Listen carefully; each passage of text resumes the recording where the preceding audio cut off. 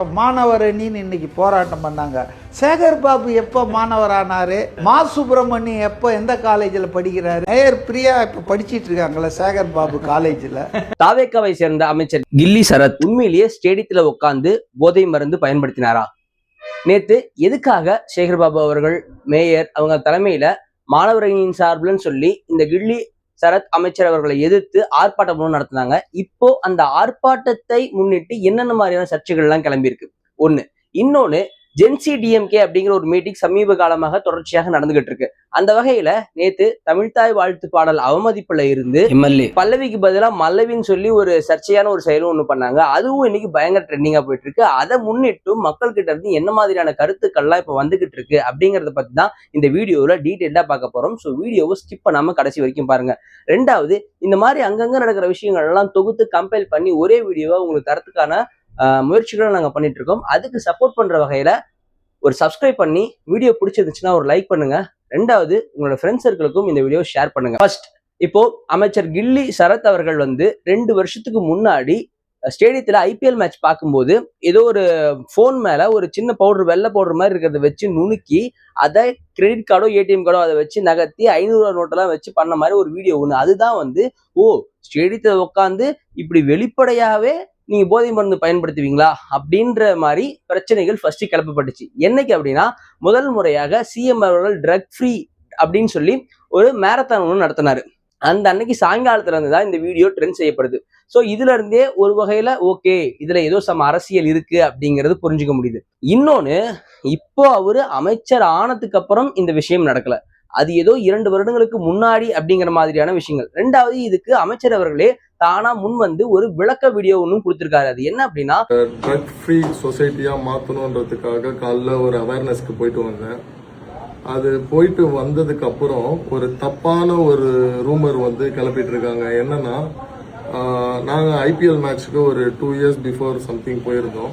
பாப்பா பிறந்து கொஞ்ச நாள் கழிச்சு, அது ஒரு 2 இயர்ஸ் பிஃபோர் இருக்கும், டேட் கூட தெரியல.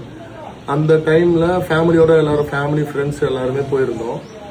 அந்த டைம்ல என்னன்னா, ஒய்ஃப் இந்த மாதிரி ஒரு பாப்பா டேப்லெட் முழுங்க மாட்டா, அதை துப்பிடுறா அப்படின்றதுக்காக ஒரு டேப்லெட்டை அதை க்ரஷ் பண்ணி அதை இதுக்கு தண்ணியில கலந்து அதை பாப்பாவுக்கு கொடுக்கணுன்றதுக்காக ஒரு டேப்லெட்டை க்ரஷ் பண்ணி அதை கொடுக்குறோம். ஐபிஎல் மேட்ச் ஸ்டேடியம்ல அவ்வளோ கூட்டம், அவ்வளோ கும்பல், அவ்வளோ போலீஸ் ப்ரொடெக்ஷன், அவ்வளோ பேர் என் பேக்ல ஃப்ரண்ட்ல எல்லாருமே இருக்கிறாங்க.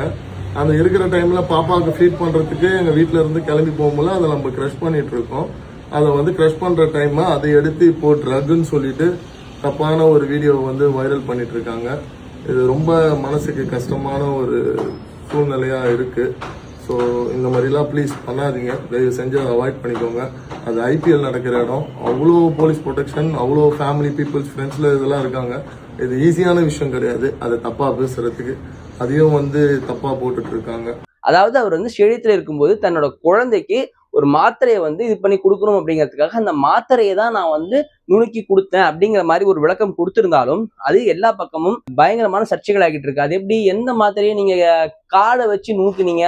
அது எப்படி கிரெடிட் கார்டு இல்லை ஏடிஎம் கார்டை வச்சு நீங்க மாத்திரையை அந்த அளவுக்கு நுணுக்கிற முடியுமா? அதுவும் அந்த போன்ல வச்சு நுணுக்குனீங்க, ஓகே, எதுக்கு அந்த 500 ரூபாய் நோட்டு? இப்படிங்கிற மாதிரி எல்லாம் சர்ச்சைகள் கிளம்பிட்டு இருக்கு. ஆனா பலரும் கேட்கக்கூடிய ஒரே ஒரு விஷயம் என்ன தெரியுமா, இப்போ அவர் அமைச்சர் ஆனதுக்கு அப்புறம் ஏதாவது தப்பு செஞ்சிருந்தாருன்னா அதை நீங்க கேட்கலாம், ரைட், அரசியல் பண்ணலாம், அதுக்காக நீங்க அமைச்சரை பதவி விலக சொல்லலாம், எல்லாம் ஓகே. ஆனா எப்பவோ நடந்த பழைய வீடியோக்களை கொண்டு வந்தெல்லாம் போட்டுக்கிட்டு அப்ப அதை முன்னிட்டு இப்ப அமைச்சர்கள் பதவி விலக சொல்லுங்க அப்படிங்கறதுலாம் எந்த வகையில நியாயம் அப்படின்னு பெரும்பாலான மக்களே கருத்து சொல்லிக்கிட்டு இருக்காங்க. ஒண்ணு.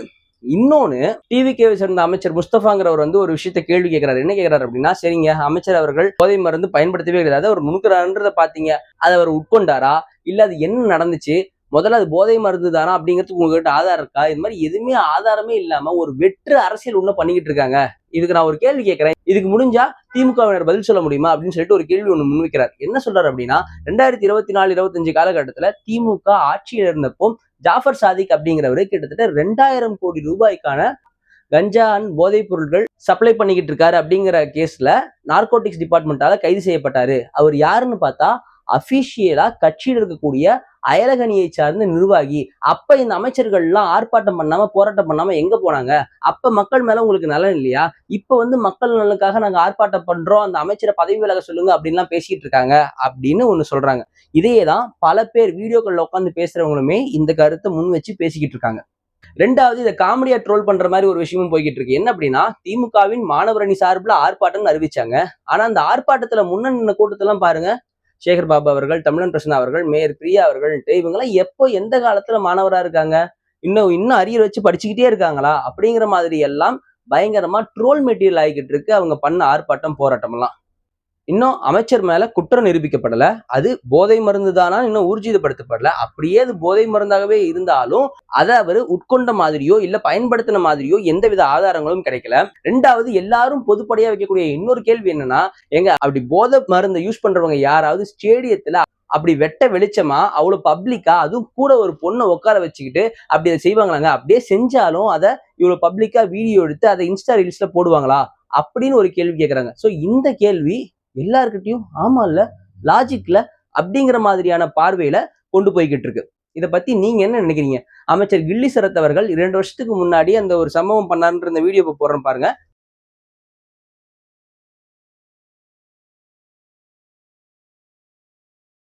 இந்த வீடியோல இவர் செஞ்சிருக்கக்கூடிய விஷயம் மாத்திரைன்னு நீங்க நினைக்கிறீங்களா, இல்ல அவர் ஸ்டேடியத்துல உட்காந்து போதை மருந்து தான் பயன்படுத்தினாருன்னு நீங்க நினைக்கிறீங்க? நீங்க இதை என்னவா இருக்கும்னு நினைக்கிறீங்கன்றத மறக்காம கமெண்ட்ல சொல்லுங்க. ரெண்டாவது, இதுல இன்னொரு கேள்வி ஒண்ணு வைக்கிறாங்க.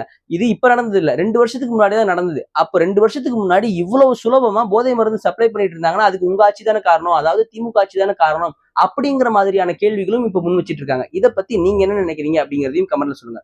பட் நான் முன்னே சொல்லிட்டு இருந்த மாதிரி இதை குறித்து நமக்கு ஒரு கேள்விகள் ஒண்ணு கேட்கணும்னு தோணுது. அமைச்சர் குறித்து குற்றம் நிரூபிக்கப்படாத நிலையிலேயே அமைச்சர் அவர்கள் பதவி விலகணும்னு ஆர்ப்பாட்டம் பண்ணிட்டு இருக்கீங்க. ஆனா திமுகவை சார்ந்த எத்தனை அமைச்சர்கள் மீது பதவியில இருந்த போதே குற்றங்கள் என்கொயரி வரைக்கும் கொண்டு போகப்பட்டுச்சு, கைது வரைக்குமே போனாங்க. ஏன் செந்தில் பாலாஜி அவர்கள்லாம் லஞ்ச ஒழிப்புத்துறை பிளஸ் வேலை வாங்குறதுக்காக பணம் வாங்கினார் அப்படிங்கறத அவரே ஒத்துக்கிட்டு பணத்தை நாங்க திருப்பி கொடுத்துட்டோம் அப்படின்லாம் பேசியிருந்தார். சோ குற்றம் கிட்டத்தட்ட உறுதியானவங்களுக்கு அரெஸ்ட் பண்ணி ஜெயில இருந்தப்ப கூட அமைச்சர் பதவி கொடுத்து வச்சிருந்தாங்க. அப்பெல்லாம் ஆர்ப்பாட்டம் பண்ணாம இப்ப குற்றமே ஊர்ஜிதமாகாத போது நீங்க ஆர்ப்பாட்டம் பண்றீங்கன்னா அது எப்படி அப்படிங்கிற மாதிரி மக்கள் கேட்க ஆரம்பிச்சிட்டாங்க. இது ஒரு பாயிண்ட், இதை வச்சுக்கோங்க. அடுத்தது, ஜென்சி டிஎம்கே சார்பில் இப்ப நிறைய மீட்டிங்ஸ் அங்கங்க நடத்திக்கிட்டு இருக்காங்க. அந்த வகையில நேற்று சோஃபா மாடல் பேரவைன்னு சொல்லி ஒரு மீட்டிங் ஒன்று போட்டு டிவிக்கு ஆட்சியை முழுக்க முழுக்க கலாய்க்கிற நிகழ்ச்சி அதை நடத்திட்டு இருந்தாங்க. அதுக்கு கேட்கறதுக்குன்னு சொல்லியும் ஒரு கூட்டத்தை உட்கார வச்சுட்டு இருந்தாங்க.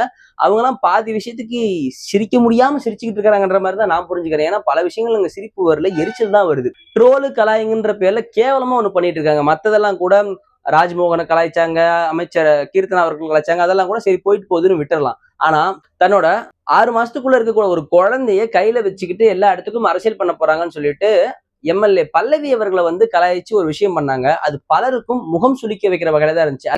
எம்எல்ஏவோட பொறுப்பு என்ன, புரோட்டோகால் என்னன்னு தெரியுமா? மாண்புமிகு உறுப்பினர் மல்லவி.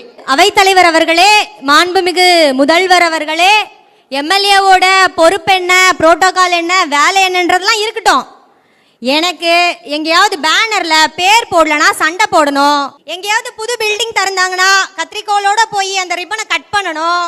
அதுக்கு டிஃபெண்ட் பண்ற மாதிரி பலரும் இப்ப பல வீடியோக்கள் எடுத்து ஷேர் பண்ண ஆரம்பிச்சிட்டாங்க. இங்க பாருங்க, இது நம்ம நாட்டுல மட்டும் இல்ல, நம்ம ஊர்ல மட்டும் இப்படிலாம் நடக்கிறது இல்ல. வெளிநாடுகள்லயே ஒரு உயரிய பொறுப்புல இருக்கிறவங்க வேலையையும் பாதிக்காம குழந்தைக்கும் எந்த பாதிப்பும் இல்லாம குழந்தைய தூக்கிக்கிட்டே எவ்வளவோ மீட்டிங்ஸ் எல்லாம் அட்டன் பண்ணிக்கிட்டு தான் இருக்காங்க. உங்களுக்கு தெரியல, அதாவது பூனை கண்ணை மூடிச்சுன்னா உலகம் இருண்டாயிருமா அப்படிங்கிற மாதிரி உங்களுக்கு ஒன்னும் தெரியல அப்படின்னா அதுக்கு இருக்கிறவங்க கலாய்ச்சிட்டு இருப்பீங்களா அப்படிங்கிற மாதிரியும் திமுகவுக்கு எதிர்ப்பாக குரல்கள் வர ஆரம்பிச்சிருச்சு. நீங்க நினைக்கலாம், ஏப்பா எல்லாம் இதுக்கு திமுகவை எதிர்த்தும் கூட தான் எல்லாரும் அரசியல் பண்ணலாம் அப்படின்னு நீங்க நினைப்பீங்க. ஆனா இப்படி ஒரு குழந்தைய தூக்கிட்டு வரதை வச்சு அரசியல் பண்ணலாமா? ஏன் இதை நான் சொல்றேன் அப்படின்னா, நீங்க சொல்லுங்க, பல லேடிஸ் இதை பார்த்துட்டு இருப்பீங்கன்னு நினைக்கிறேன். அப்படி பார்த்துட்டு இருக்கும்போது ஒரு பிறந்த 6 மாச குழந்தைய வீட்டுல விட்டுட்டு வெளியே மக்கள் பணி செய்ய வராங்கன்னு வச்சுப்போம். அப்ப உங்களுக்கு தெரியும், 6 மாசம் இல்ல 1 வயசுக்குள்ள இருக்கிற குழந்தையெல்லாம் எப்ப எந்திரிக்கும், எப்ப தூங்கும், எப்ப முழிச்சுக்கும் எதுவுமே தெரியாது. அப்படி எழுந்த உடனே அந்த குழந்தை தேடுற முதல் முகம் அவங்களோட அம்மாவா தான் இருக்கும். தூங்கி எழுந்த உடனே அந்த குழந்தைக்கு பசியும் எடுக்கும். பசியில உடனே பால் தேவைப்பட்டு கொடுக்கணும்னா அவங்க மக்கள் பணியில எங்கேயோ தொலைவில் போறாங்கன்னு வச்சுக்கோங்க. அப்ப அது எல்லாத்தையும் விட்டுட்டு அடிச்சு அலறி அடிச்சுட்டு ஓடி வர முடியுமா? அதுக்காக பக்கத்துலேயே இந்த குழந்தைக்காக ஒரு கேர்டேக்கரை கூடவே கூட்டிட்டு மீதி அவங்களை கார்ல உட்கார வச்சுட்டு இவங்க அரசு நிகழ்ச்சிகளுக்கு வந்துட்டு திரும்ப கார்ல போய் அந்த குழந்தைய பராமரிக்கிற வேலை பாத்துக்கிற வேலையை ரெண்டையும் பேரலா பேலன்ஸ் பண்ணி போறாங்கன்னு நம்ம பாராட்ட செய்யணுமே தவிர அதை வச்சு இவங்க சிம்பத்தி கிரியேட் பண்றாங்க அப்படி இப்படின்னு சொல்லி இதை வச்சு ஒரு கேவலமான ஒரு அரசியல் பண்ணணுமா அப்படிங்கிறது பெரும்பாலானோட கேள்வி, என்னுடைய கேள்வியும் கூட. அடுத்து, இத்தனை பேரெல்லாம் கலாய்ச்சிங்களே, அதுக்கு முன்னாடி நிகழ்ச்சி தொடங்குறதுக்கு முன்னாடி நம்முடைய தமிழ்த்தாய் வாழ்த்து பாடல் அப்படின்னு அறிவிப்பு கொடுத்துட்டு ஒரு தமிழ்த்தாய் வாழ்த்து பாடல் பாடுறீங்க, அதை ஒழுங்கா பாட முடிஞ்சது அவங்களால? நீராறும் கடலெடுத்த நிலமடந்தை தெளிலொழுகும் சீராறும் வதனமென திகழ் பரத கண்டமிதில். தமிழ்த்தாய் வாழ்த்தை இன்னொரு முறை பாடக்கூடாது. கடலெடுத்த நிலை தெளிலொழுகும். அதை எவ்வளவு தப்பா எவ்வளவு பிழையா பாடி இன்னைக்கு அது ட்ரோல் மெட்டீரியல் ஆயிட்டு இருக்கு. தமிழ் வளர்த்த திமுகன்னு சொல்லிக்கிட்டு இருந்த இடத்துல இப்படி ட்ரோல் மெட்டீரியல் ஆக வச்சிட்டீங்களே, இது அங்கதான் நடந்துச்சா அப்படின்னு சொல்லி பார்த்தா இல்ல. 2024 காலகட்டத்துல ஒரு அரசு ரிவ்யூ மீட்டிங்ல துணை முதலமைச்சராக இருந்த உதயநிதி ஸ்டாலின் அவர்கள் கலந்து கொண்ட ஒரு நிகழ்ச்சியிலுமே அங்க தமிழ்த்தாய் வாழ்த்து பாடல் தவறாக பாடப்பட்டிருக்கு அப்படிங்கிற வீடியோவும் இப்போ ட்ரெண்ட் ஆகிட்டு இருக்கு. நீராறும் கடலொடுத்த நிலமடந்தை கெழிலொழுகும் சீராறும் வதனமென திகழ் பரத கண்டமதில் தெக்கணமும் மதிசிறந்த திராவிடனல். அப்புறம் இன்னொரு விஷயம், முன்ன அந்த மாணவர் அணியோட விஷயத்தை பத்திலாம் சொல்லிட்டு இருந்தோம் இல்லையா, அந்த ஆர்ப்பாட்டம் பத்திலாம், அதை பத்திலாம் நிறைய பேர் ரொம்ப மட்டமா ட்ரோல் பண்ண ஆரம்பிச்சிட்டாங்க. எப்படின்னா, இவங்கெல்லாம் எந்த காலத்துல மாணவரா இருந்தாங்க, இன்னமும் மாணவர்கள் இருந்து உட்காந்து போராட்டம் ஆர்ப்பாட்டம் பண்ணிட்டு இருக்காங்க. மேயர் பிரியா தானே? ஆமா, அவங்க இப்ப சேகர்பாபு அவங்களோட பள்ளியில எப்படி ஊழல் பண்றது, மாட்டிக்காம ஊழல் பண்றது எப்படின்லாம் படிச்சுக்கிட்டு இருக்காங்க அப்படிங்கிற மாதிரி எல்லாம் ட்ரோல் பண்ணிக்கிட்டு இருக்காங்க. மாணவர் அணின்னு இன்னைக்கு போராட்டம் பண்ணாங்க. சேகர்பாபு எப்போ மாணவர் ஆனாரு? மா சுப்பிரமணியம் எப்போ எந்த காலேஜில் படிக்கிறாரு?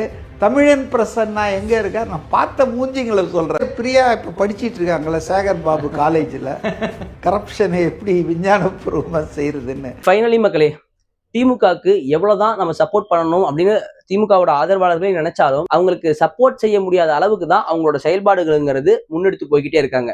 ஏன் அதை அப்படி குறிப்பிட்டு நான் சொல்றேன் அப்படின்னா, உங்களுக்கு தெரியும் நெல்சன் சேவியர் அப்படிங்கிறவரு ஒரு செய்தி தொலைக்காட்சியில வேலை பார்க்கறாரு. அவரு எலெக்ஷன் ரிசல்ட் டைம்ல திமுக எவ்வளவு சப்போர்ட்டா பயங்கரமா பேசி அவங்களோட கோ ஆங்கர் கிட்ட கலாய் வாங்கினார் அப்படிங்கிறது உங்களுக்கு ஞாபகம் இருக்கும். இன்னைக்கு அவரே கொஞ்ச நாள் சும்மா இருங்க அன்பிற்குரிய திமுக அவர்களே அப்படிங்கிற மாதிரி ஃபேஸ்புக் போஸ்ட் போறாரு அப்படின்னா, ஏன்னா அவராலையுமே முட்டு கொடுக்க முடியாத அளவுக்கான செயல்கள் தான் இப்ப தொடர்ந்துகிட்டு இருக்குங்கிறத நம்ம புரிஞ்சுக்கணும். திரும்பவும் சொல்றோம், திமுகவுக்குன்னு ஒரு மிகப்பெரிய பாரம்பரியம் இருக்கு. ஏன்னா அவங்களே சொல்ற மாதிரி தான், திமுக ஆளுங்கட்சியா இருந்ததை விட எதிர்கட்சியா இருக்கும்போது ரொம்பவே டேஞ்சரஸா ஆக்கப்பூர்வமான அரசியல் செய்வாங்க அப்படிங்கிறது இத்தனை நாள் இருந்த பெயர். ஆனா இப்ப சமீப காலமாக அந்த பெயர் இல்லாம இவங்க தான் அவதூறு பரப்பிக்கிட்டு இருக்காங்க. ரெண்டாவது, இந்த தமிழ்த்தாய் வாழ்த்து பாடல் மூலியமா யாரு ரியல் தற்கொலைன்னு இப்ப தெரிஞ்சிருச்சா அப்படிங்கிற மாதிரியான டோன் மாறிக்கிட்டு இருக்கு. நீங்க யாரெல்லாம் தற்கொலைன்னு கலாய்ச்சிட்டு இருந்தீங்களோ அவங்க முன்னாடி இன்னைக்கு நீங்க தற்கூரியா உருவெடுத்து நின்றுட்டு இருக்கீங்க. இதுக்கு மேலையும் இதெல்லாம் தான் ஜென்சி டிஎம்கே அரசியல் நினைச்சு நீங்க பண்ணிக்கிட்டு இருந்தீங்கன்னா சொல்றதுக்கு ஒண்ணும் இல்லை. ஏன்னா ஒரு காலத்துல கலைஞர் அவர்கள் எதிர்கட்சியிலே இருந்தா கூட மக்களுக்கு தான் என்ன விஷயங்களை கொண்டு போய் சேர்க்கணும்னு நினைக்கிறாரோ அதை அவரோட எழுத்து மூலியமாகவும் அவர் விடுகிற அறிக்கை மூலியமாகவும் ஒரு பிரச்சனைகளை உருவாக்கி அந்த விஷயத்தை ஆளுங்கட்சியை வச்சே மக்களுக்கு செய்ய வச்சார். அதுதான் ஆக்கப்பூர்வமான எதிர்கட்சியின் அரசியல். அப்படிப்பட்ட அரசியலை திமுக கிட்ட இருந்து தொடர்ந்து எதிர்பார்க்கிறோம். மக்கள் இது வரைக்கும் கேட்ட நிகழ்ச்சிகளை பத்தி நீங்க என்ன நினைக்கிறீங்க? திமுக செய்யற செயல்பாடுகள் எந்த வகையில இருக்கு? இல்ல இது திமுக நியாயமா தான் அரசியல் பண்ணிட்டு இருக்காங்க, அத ஆளும் கட்சியில இருக்கக்கூடிய ஐடி விங் தான் அவங்களுக்கு எதிராக செயல்படுறாங்கன்னு நீங்க நினைக்கிறீங்களா? இல்ல திமுக தான் வழக்கம் போல அவதூறு அரசியல் பரப்பிக்கிட்டு இருக்காங்கன்னு நீங்க நினைக்கிறீங்களா? என்ன நினைக்கிறீங்க அப்படிங்கிறத மறக்காம கமெண்ட் செக்ஷன்ல சொல்லுங்க. நான் ஸ்டார்டிங்லேயே சொன்ன மாதிரி தான், இந்த மாதிரி அங்கங்க நடக்கக்கூடிய எல்லா விஷயத்தையும் தொகுத்து ஒரே வீடியோவா உங்களுக்கு ஈஸியா கொண்டு வந்து தரத்துக்கான பல முயற்சிகள் எடுத்து உங்களுக்கு நான் கொடுத்துக்கிட்டு இருக்கேன். அதுக்கு சப்போர்ட் பண்ற வகையில ஒரு சப்ஸ்கிரைப் பண்ணிருங்க. வீடியோ பிடிச்சிருந்தா லைக் பண்ணுங்க. உங்க ஃப்ரெண்ட்ஸ்க்கும் எப்படிலாம் நடக்குது பாரு அப்படின்னு தெரியப்படுத்தணும்னு நினைச்சீங்கன்னா இந்த வீடியோ லிங்கை ஷேர் பண்ணி சப்போர்ட் பண்ணுங்க. அடுத்த வீடியோல வேற ஒரு இன்ட்ரெஸ்டிங்கான டாபிக்ஸோட உங்களை சந்திக்கிறேன். Until then, Tamil Selvan, Tamil views. Thank you.